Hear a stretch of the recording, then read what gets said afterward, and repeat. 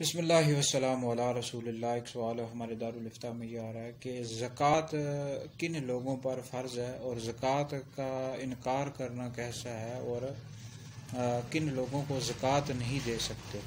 تو زکوٰۃ کا انکار کرنا یہ کفر ہے جی، اور زکوٰۃ کا ثبوت قرآن مجید سے بھی ہے، نبی پاک علیہ الصلوۃ والسلام کی احادیث سے بھی ہے۔ زکوٰۃ کا انکار کرنا کفر ہے، اور زکوٰۃ کا جو نصاب ہے وہ ہے 7.5 تولہ سونا یا 52.5 تولہ چاندی، یا اس کے برابر پیسے کسی کے پاس ہوں یا مال تجارت ہو تو اس پر زکوٰۃ یہ فرض ہے۔